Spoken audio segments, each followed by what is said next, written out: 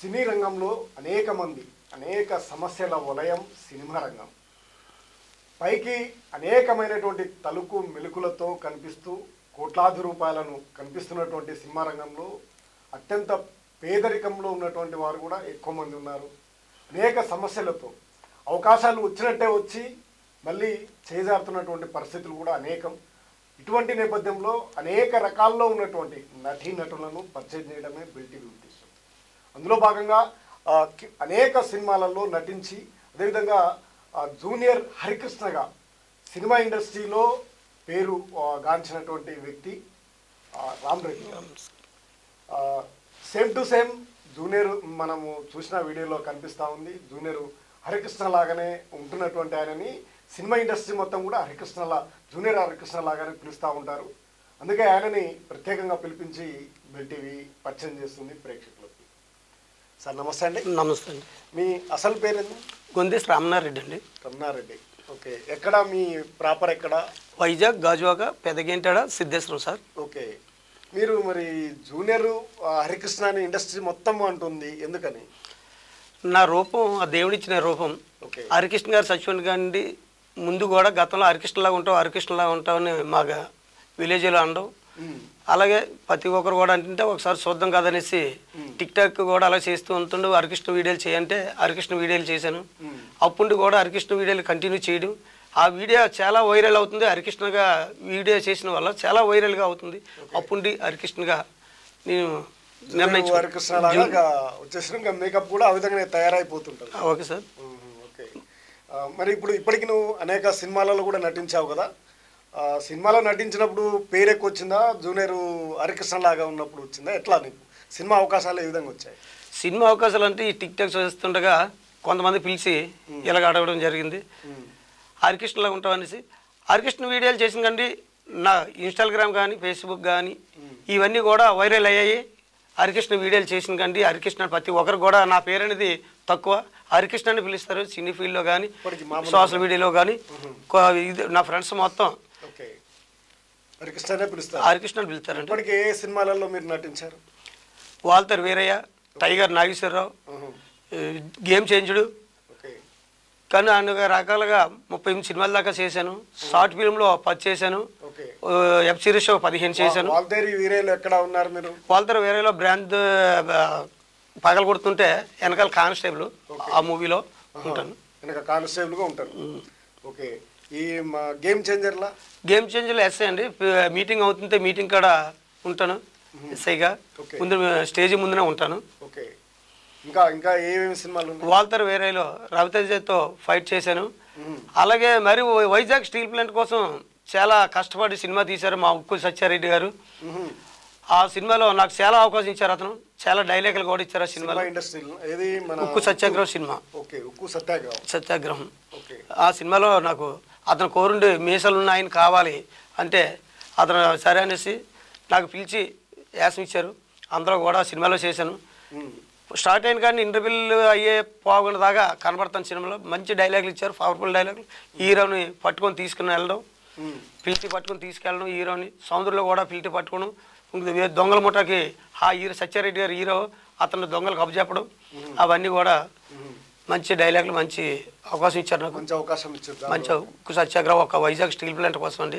ఎంత ఆ ప్రజలు నిర్వస్తుల కాలనీలో ఉండి చాలా అన్యాయం అయిపోతున్నారు. మేము భూములు ఇచ్చి కుళ్ళిపోతున్నాం, మాకు పోరదారు అనేది లేదు, ఈరోజు ఉద్యోగాలు కూడా తీసేస్తున్నారు అని సత్యారెడ్డి గారు ఆ సినిమా తీయడం జరిగింది. ఆ సినిమాలో మనకు అవకాశం ఇచ్చారు సార్. నిజంగా అక్కడ జరుగుతున్నటువంటి సిచ్యువేషన్కు అనుబంధంగా తీశారు. చాలా బాగా తీశారండి సినిమా. కాకపోతే కొంతమందికి ఎక్కలేదు. ఉక్కు సత్యాగ్రహం అంటే చాలా మంచి సినిమా అండి. పాపం సత్యారెడ్డి గారు కూడా చాలా డబ్బులు ఖర్చు పెట్టడం కూడా చేశారు ఆ సినిమాకి. ఇంకేమైనా అవకాశాలు ఉన్నాయా మీకు ఇప్పుడు ఇంకేమైనా సినిమాలో అవకాశాలు ఉన్నాయి కానీ వెళ్ళట్లేదండి. ఇప్పుడు వాల్తేరు వీరయ్యలో చేశారు, దాదాపు 30-38 సినిమాలలో నటించారు కదా. మీకు ఏ విధంగా ఉంటుంది? అమౌంట్ ఎట్లా ఇస్తారు? ఎట్లా ఉంటుంది మీకు షూటింగ్ సమయాల్లో? ఎన్ని రోజుల పాటు చేస్తుంటారు? ఈ సినిమా ఒక సినిమాలో 3 రోజులు చెప్తారు, ఒక సినిమాలో 5 రోజులు చెప్తారు, ఒక సినిమాలో 15 రోజులు 10 రోజులు కూడా చెప్తారండి. రోజుకి ఒక్కొక్క సినిమాకి ఒక్కొక్క రేట్ అండి. దాంట్లో ఈ సినిమాలో కూడా స్వార్థాలండి. ఎవరు స్వార్థం వాళ్ళదే. నీ తాలూకులు ఉంటే నిన్ను తీసుకెళ్తున్నారు, ఇంకొకరు ఉంటే ఇంకొకరిని తీసుకెళ్తున్నారు. ఇలాంటివన్నీ ఏజెంట్లు కూడా చాలా ప్రాబ్లం ఇచ్చేస్తున్నారు. ఎవరు గట్టి కడితే వాళ్ళకి షూటింగ్ చెప్పకపోవడం. ఈ సినిమా చెప్పట్లేదు సార్, గట్టి కడితే షూటింగ్ చెప్పట్లేదు, మీకు అవకాశం లేదు, ఎక్కడ సినిమా రావట్లేదు అంటున్నారు. చాలా ఇబ్బంది పడుతున్నారు. మన్నటి ఆర్టిస్టులు పేదవాళ్ళు ఈ తెలుగు తల్లమ్మని నమ్ముకొని ఉన్నవాళ్ళు చాలామంది ఉన్నారు. ఒక పూట పస్తులు ఉన్నవాళ్ళు ఉన్నారు. ఒక్కొక్కరు పట్టుకొని ఈ ఇండస్ట్రీలకు వచ్చే వాళ్ళు చాలామంది ఉన్నారు. ఇండస్ట్రీలో అవకాశం ఇస్తానంటే దానికి కూడా ఒక లేడీస్ కానీ ఒక అమ్మాయిలు కానీ వచ్చినా కంప్లిమెంట్ అయితేనే అందులో షూటింగ్ ఇస్తామనేసి కూడా కొంతమంది ఏజెంట్లు కూడా ఉన్నారు. ఆ డైరెక్టర్లు కూడా కొంతమంది ఉన్నారు. చాలా నేను బాధపడుతున్నాను. నాకు అక్క చెల్లెలైనా కాకపోతే బొగ్గులు పట్టుకోవడం, భుజాల మీద చేయలేసి తీసుకెళ్ళడం ఇటువంటివన్నీ చేస్తున్నారండి. పాపం వాళ్ళు ఎంత కడుపు జరకాలు వస్తారు. అటువంటివన్నీ కొంతమంది డైరెక్టర్లు, అందరినీ అంటలేదని, కొంతమంది డైరెక్టర్లు కానీ కొంతమంది ఏజెంట్లు కానీ ఆడవాళ్ళు కంప్లిమెంట్ అవుతేనే వాళ్ళకి అవకాశాలు ఇస్తాను, నేత లేదు హైదరాబాద్ పంపించండి, సికింద్రాబాద్ పంపించండి, గుంటూరు పంపించండి అనేసి అనడం జరుగుతుంది. ఓకే, ఆడవాళ్ళకి అలా ఉంటుంది, మీకే విధంగా ఉంటుంది? మా గట్టిగా నడితే మాకు షూటింగ్గా చెప్పరు సార్. వాళ్ళ కాడ పాలిస్తాను కొడుతూ అన్న ఏదో సినిమా చెప్పు, మేము తెర మీద కనపడాలని కళాకారులు చాలామంది పిచ్చిగా ఉన్నాడు, ఫ్రీగా చేస్తున్నారు. చాలామంది కూడా ఆర్టిస్టులు అనేది ఫ్రీగా చేయడం మొదలుపెట్టారండి. మీకు మరి వైజాగ్ నుంచి మీరు హైదరాబాద్కి రావాలంటే ఎంత ఖర్చు అవుతుంది? మీకు వాళ్ళు ఇచ్చేది ఎంత?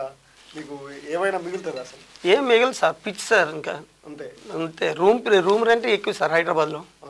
అక్కడ తినే ఫుడ్ కూడా చాలా ఎక్కువ అండి. అది కనీసం సాలవు సార్. ఆ పిచ్చి మీద తెర మీద కనపడతాం అనేసి రావడం తప్ప ఇంకేం లేదు సార్. కనపడడం కోసం రావడమే, తెర మీద కనపడమే సార్. ఎక్కువ ఖర్చు పెట్టుకోవాల్సి వస్తుంది. మేము ఖర్చు పెట్టుకోవాల్సి రావాలంటే ఖర్చు పెట్టుకుని రావాల్సింది. అక్కడ హోటల్ గానా రూమ్ కూడా అవుతుంది సార్, హోటల్కి అవుతుంది, రూమ్కి అవుతుంది.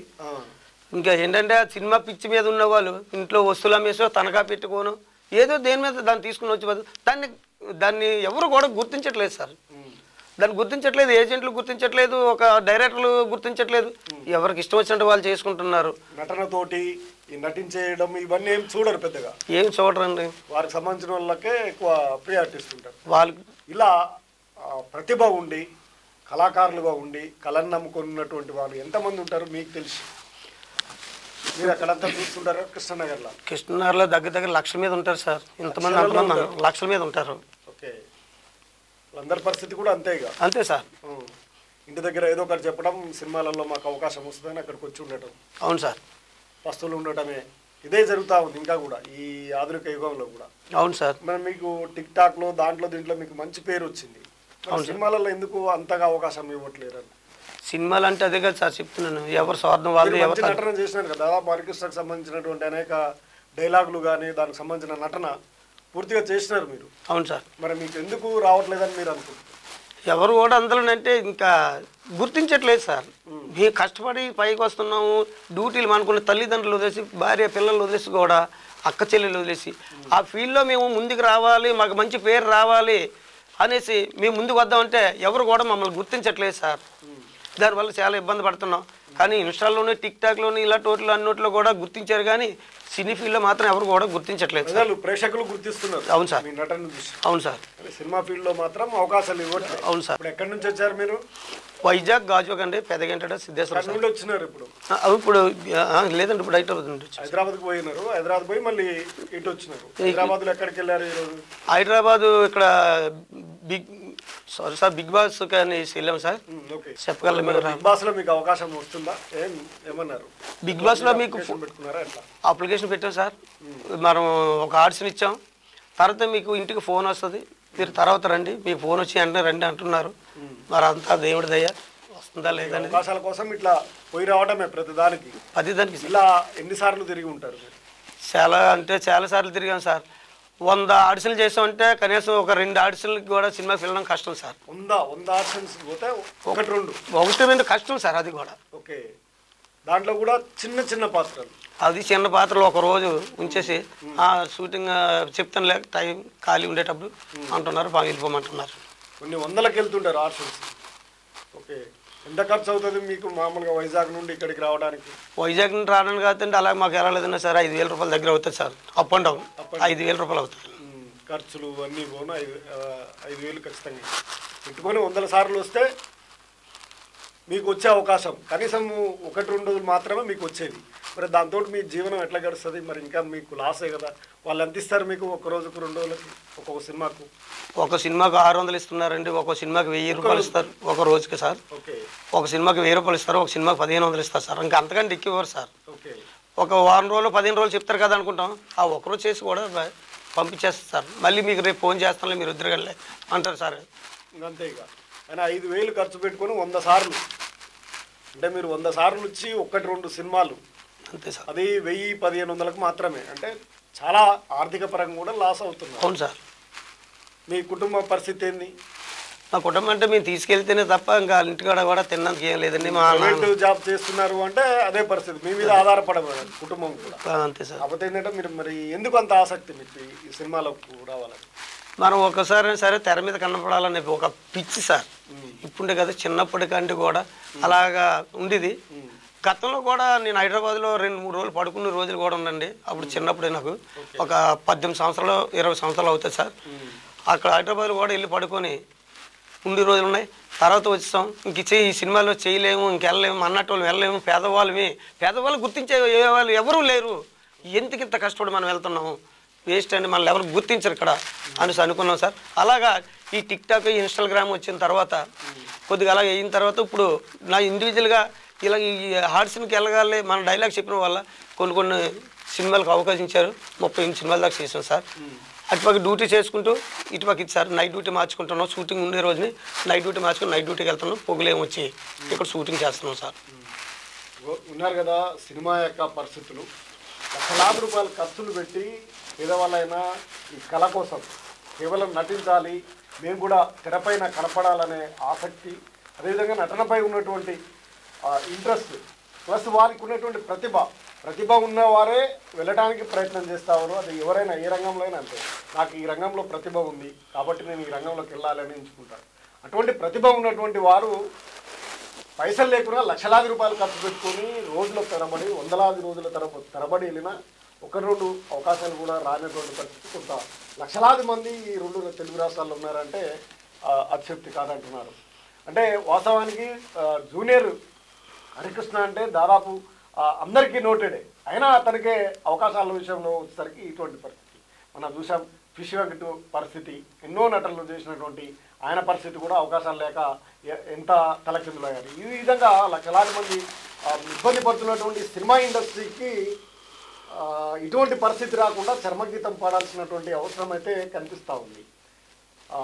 అక్కడ శ్రామికులే ఎక్కువగా కనిపిస్తూ ఉన్నారు. నిరుపేదలు కూడా ఎక్కువగా ఉంటూ అవస్థలు పడుతున్నటువంటి వారు, అవకాశాలు రాక ఇబ్బంది పడుతున్నటువంటి పరిస్థితుల నేపథ్యంలో సినిమా ఇండస్ట్రీపై ప్రభుత్వాలు ప్రత్యేకమైనటువంటి ఒక దృష్టిని సారించి ప్రతిభ కలిగినటువంటి వారికి అవకాశాలు వచ్చే విధంగా చూడాల్సినటువంటి బాధ్యత అయితే కనిపిస్తూ ఉంది. మనం ఇప్పుడు జూనియర్ హరికృష్ణ మాటలను బట్టి చూస్తే ఇంకా చెప్పండి, మీకు ఉన్నటువంటి ఇంకా సమస్యలు ఏముంటాయి ఇక్కడ ఇండస్ట్రీలో? ఇండస్ట్రీలు అంటే అదే సార్, మమ్మల్ని పిలుస్తున్నారు, ఆడిసిన అంటున్నారు, ఆడవాళ్ళు పిలుస్తున్నారు, మగవాళ్ళు పిలుస్తున్నారు. పిలిచిన తర్వాత మా పేర్లన్నీ రాసుకుంటున్నారు, ఫోన్ నెంబర్ రాసుకుంటున్నారు. అక్కడికి వెళ్ళిన తర్వాత ఆడవాళ్ళకి మళ్ళీ సపరేట్గా వాళ్ళకి ఇంటి ఏదో మార్కు పెడుతున్నారు. అమ్మాయి అయితే బాగానే ఉంటే అమ్మాయికి వాళ్ళు రాయడం. అందరు ఏజెంట్లు అనలేము, అందరినీ డైరెక్టర్లు కూడా ఉన్నాయి, కొంతమంది మాత్రం ఇలా చేస్తున్నారు. అదేంటంటే మనం ఇంటికి వెళ్ళిపోయిన తర్వాత మీకు ఫోన్ చేస్తాం, మీరు అప్పుడు వద్దురుగాని రండి అంటున్నారు. ఎలా అవుతుంది, 2 నెలలు అవుతుంది, సంవత్సరం అవుతుంది, 10 సంవత్సరాలు కూడా అయినా సరే మనల్ని పిలకలేదు వాళ్ళు. అమ్మాయిలకి ఫోన్ మన ద్వారా కానీ నేను ఒక గ్రూప్ నడుపుతున్నానండి. నా గ్రూప్లో ఉన్న వాళ్ళు తీసుకెళ్తే ఒక డైరెక్టర్ అతను ఏమొచ్చి పలానా అమ్మాయి నేను హైదరాబాద్ పంపించాను, ఒకరిని పంపించాలా, నేను కూడా నువ్వెందుకు బాయ్ డ్యూటీ పోద్ది, నీలాంటి వాళ్ళు రాకూడదు, డ్యూటీ చేసుకోండి, అమ్మాయిని పంపించు, నేను లేకుంటే అమ్మాయి రాదండి అంటే అంతిదే అనేసి అన్నారు, అనడం జరిగింది. వెంటనే నేను అన్నాను, నేను లేకుంటే అమ్మాయి రాదంటే వెంటనే ఫోన్ ఆఫీస్, ఇంతవరకు ఫోన్ అనేది లేదండి, 3 సంవత్సరాలు అవుతుంది ఏడ్చి. అమ్మాయిని ఇంకో రకంగా కోసమే. అవును సార్, అవును సార్, దుర్మార్గమైన నిజమైన సంస్కృతి ఉంది. అవును సార్. ఈ స్థాయి నుంచి ఇక కింది స్థాయి చిన్న సినిమాల వరకు కూడా అదే పరిస్థితి నడుస్తుంది. చాలా మంది కూడా అందరు అనలేము సార్, కొంతమంది మాత్రం నడుస్తుంది. అక్కడ కాంప్లిమెంట్ ఒప్పుకుంటే ఆ సినిమా అవకాశాలు ఇస్తున్నారు సార్. వాళ్ళు కడుపు జారకు వస్తారు సార్, తల్లిదండ్రుల పరిస్థితిని పెట్టి వస్తున్నారు సార్. అటువంటి వాళ్ళ కోసం కొంతమంది డైరెక్టర్లు, వాళ్ళకు భార్యలు ఉన్నారు, పిల్లలు ఉన్నారు, అలాంటి చేయకూడదు. మేము ఆర్టిస్టులమే, మాకుతో చాలా మంది పరిచయాలు ఉన్నాయి, మేము తప్పు చేయాలంటే చేయలేమా? మరి కంప్లిమెంట్గా అంటూ ఒప్పుకుంటే ఒప్పుకోలేరా? కానీ తప్పు సార్. మనకు అక్క చెల్లెలు ఉన్నారు, కూతురు ఉన్నారు, కొడుకులు ఉన్నారు, భార్య ఉన్నారు, తల్లి ఉన్నారు. మరి మీరు ఇవన్నీ మా టీవీ మీద చూడడం వల్ల మరి మీకు అసలు అవకాశాలు ఇవ్వరు కదా? అవకాశాలు ఇవ్వని పర్లేదు సార్. నాకు అవకాశాలు సినిమాలోనే చేయాలని నాకు లేదు. నాకు విరక్తి చెందేసింది సార్. నీకు ఒక జూనియర్ ఆర్టిస్ట్గా చేస్తూ నా వీడియోలు నేను చేసుకుంటాను. వీడియోలో ఓవరాల్ అయిపోయిన నాకు సంతోషంగా వీడియోలు చేసుకుంటాను. నాకు వైరల్ అవ్వక్కర్లేదు, ఏది చేయక్కర్లేదు సార్ నాకు. కానీ ఆడవాళ్ళు జోలికి వస్తే మేము ఒప్పుకోండి. ఇది నందమూరి తారక రామారావు గారు ఒకప్పుడు అనేది తెలుగింటి బిడ్డలు, తెలుగు తల్లి బిడ్డలవి, నా తెలుగింటి ఆడపడుచులు అనేసే ఎన్టీ రామారావు గారు అనే ముక్క ఈరోజు నేను అంటున్నాను సార్. అదే వాళ్ళకి అన్యాయం జరగొద్దు. మీకు అవకాశాలు వచ్చినా రాకున్నా కానీ ఏం లేదు, కానీ జరుగుతున్నటువంటి అన్యాయాలు మాత్రం బహిర్గతం కావాల్సినటువంటి అవసరం అయితే ఉందా సార్ అనే చెప్తున్నారు. ఓకే, థ్యాంక్ యూ హరికృష్ణ గారు. Thank you sir. మాకు ఈ అవకాశం ఇచ్చినందుకు మీ బెల్ టీవీ వారు, తెలుగు ఛానల్ వాళ్ళు వచ్చి మాకు ఈ అవకాశం ఇచ్చినందుకు, మేము ఎక్కడికో హైదరాబాద్ వెళ్ళి వస్తుండగా మమ్మల్ని పిలిచి మా ఎంఆర్కే రెడ్డి గారు పిలిచి మీ ఛానల్కి కొద్దిగా వీడియో ఇంటర్వ్యూ ఇవ్వండి అని అనగానే నేను చాలా సంతోషపడ్డాను సార్. మీకు మీ ఛానల్కి ఎప్పుడూ మీరు రుణపడి ఉంటాం sir. Thank you sir. Okay, విన్నారు కదా ఎంత మనోవేదనకు గురి చేస్తున్నటువంటి పరిస్థితి. అవకాశాలు ఇవ్వరు ఇంతకాలం తిరిగిన, కానీ ఆడపిల్లలు వస్తే మాత్రం కమిట్మెంట్ అడిగి ఇంకా ఈ నీచ సంస్కృతి సినిమా ఇండస్ట్రీలో నడవటం వల్ల రోజు రోజుకు సంస్కృతి దిగజారిపోతున్నటువంటి పరిస్థితి. ఆడపిల్లలు సైతం తమ ప్రతిభను కనపరచవచ్చు, సినిమా రంగంలోకి వెళితే కొంత సంపాదించవచ్చు అనే ఆశతో, ఆలోచనతో అందరికీ తెలిసి ఉండొచ్చు, ఒక సెలబ్రిటీ లాగా కావచ్చు అనే ఆ ఇంట్రెస్ట్, ఆసక్తి ఉన్నటువంటి వారు మహిళలు కూడా వెళ్తున్నటువంటి వాళ్ళని ఈ విధంగా శారీరకమైనటువంటి హింసకు గురి చేస్తున్నటువంటి పరిస్థితి ముఖ్యంగా ఈ సినిమా ఇండస్ట్రీలో ఎక్కువగా జరుగుతూ ఉంది. దీనిని కట్టడి చేయాల్సినటువంటి అవసరం ఉంది. ప్రభుత్వాలు వీటిపైన నిఘాను ఏర్పాటు చేయాలి.